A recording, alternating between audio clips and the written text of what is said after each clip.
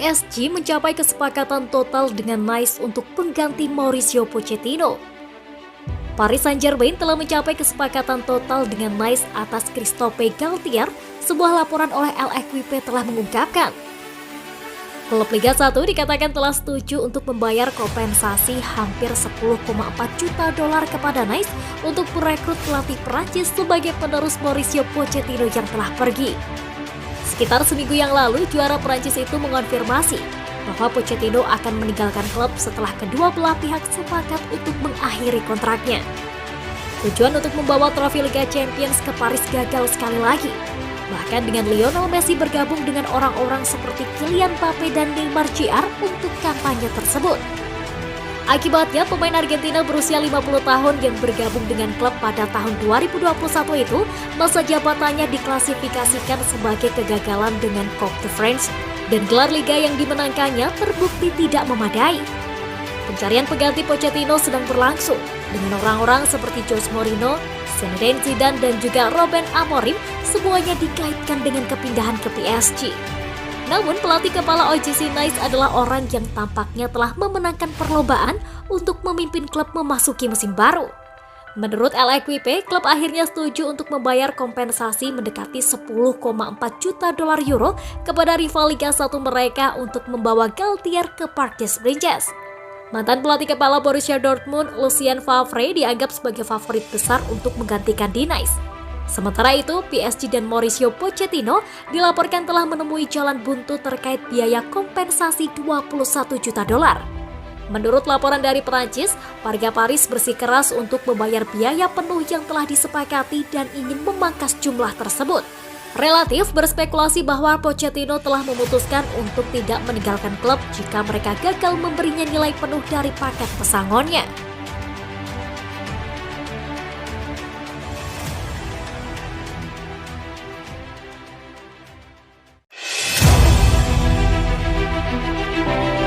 Tak beli pemain, kerugian PSG sentuh 4,6 triliun rupiah karena Mbappe.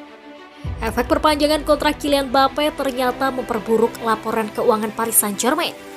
Paris Saint-Germain mengalami kerugian hingga 224 juta euro atau setara dengan 3,4 triliun rupiah pada laporan keuangan akhir 2021. Proyeksi kondisi keuangan mereka untuk tahun ini pun disebut mirip dengan situasi sebelumnya. Klub Liga Perancis tersebut sebenarnya kurang aktif merekrut pemain di bursa transfer musim panas tahun ini. Paris Saint-Germain baru sempat mempermanenkan bek sayap kiri yang sempat mereka pinjam dari Sporting Club, Nuno Mendes. Untuk Nuno Mendes, PSG mengeluarkan dana sebesar 38 juta euro atau sekitar 592,7 miliar rupiah. Namun seperti dilansir bolasport.com dari L'Equipe, pembengkakan biaya pengeluaran PSG justru disebabkan oleh perpanjangan kontrak Kylian Mbappe. Perpanjangan kontrak sang penyerang membutuhkan dana hingga 150 juta euro atau sekitar 2,3 triliun rupiah. Demi menutup pembengkakan anggaran tersebut, PSG pun dipaksa harus menjual beberapa pemain mereka. Jika tidak, kondisi keuangan mereka diprediksi akan memburuk pada akhir 2023. Sebanyak 7 pemain sudah masuk ke dalam daftar jual PSG pada bursa transfer musim panas tahun ini. Pablo Sarabia, Rafinha, Arnaud Kalimuendo, Alphonse Areola, dan Sergio Rico diharapkan bisa menemukan klub baru. Striker PSG Mauro Icardi juga diminta pergi karena beban gaji yang terlalu tinggi. PSG berharap bisa mendapatkan 50 juta euro atau sekitar 780,1 miliar rupiah dari penjualan Mauro Icardi.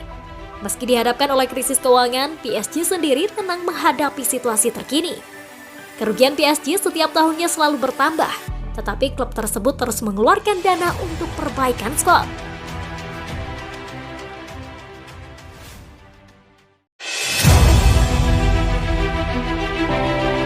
Walau bapuk di PSG, Georginio Wijnaldum tak mungkin kembali ke Liverpool.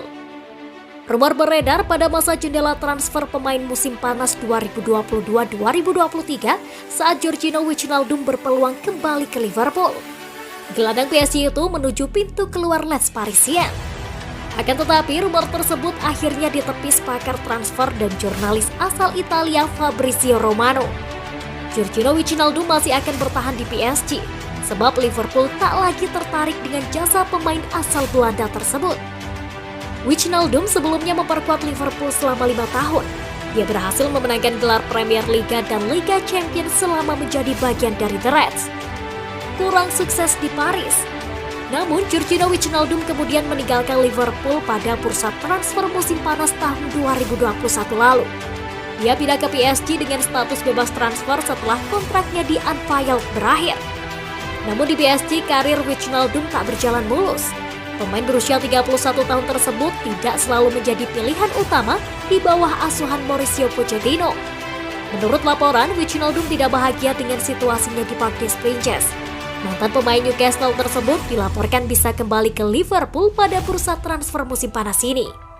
Namun Fabrizio Romano mengatakan bahwa kabar Liverpool ingin memulangkan Wijnaldum adalah palsu. Menurutnya, The Reds tidak senang dalam perbincangan untuk membawa pulang Wijnaldum. Prioritas Liverpool saat ini adalah memperpanjang kontrak Naby Keita. Gelandang berusia 27 tahun tersebut memasuki musim terakhir dalam kontraknya. Liverpool tidak dalam pembicaraan untuk merekrut Gini Wijnaldum dari Paris Saint-Germain pada hari ini. Rumor digambarkan sebagai palsu oleh sumber, kata Romano di Twitter.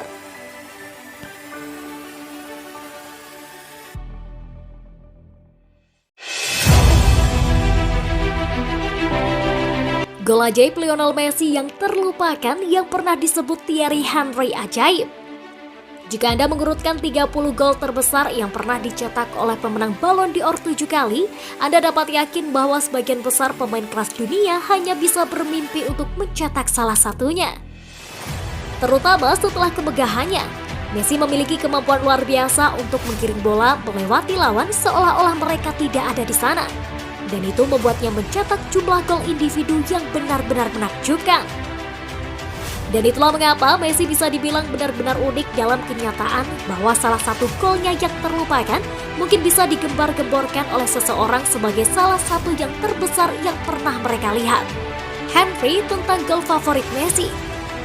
Berbicara selama film 2018, Take the Ball, Pass the Ball, mantan rekan setim Messi mengingat penyelesaian yang menakjubkan dari penyihir Argentina selama pertandingan La Liga dengan melaga di musim 2008-2009. Dan lebih dari gol Messi melawan Getafe, Henry merasa sangat terpesona dengan cara pencetak gol terbanyak sepanjang masa Barcelona, meninggalkan semua orang untuk mati dengan gerak kaki yang berkedip dan Anda akan melewatkannya. Menurut Daily Mail, Henry menjelaskan, gol terbaik yang pernah saya lihat dia cetak adalah melawan Malaga di kandang, karena itu bertentangan dengan logika apa yang dia lakukan. Bola diagonal dia mengontrolnya di dadanya, berlari dengan kecepatan penuh. Pemain pertama pergi, pemain kedua tepat di belakang. Dia mengambil langkah lain, pemain itu bisa mengendalikan bola. Jika dia mendapatkan bola di kaki kirinya di sini, bagaimana Anda kembali dengan kaki yang sama dan juga menyentuh bola di udara? Di antara keduanya untuk memastikan orang itu tidak menyentuhnya. Dan kemudian hampir gagal, tetapi smash itu ke sudut atas itu tidak normal.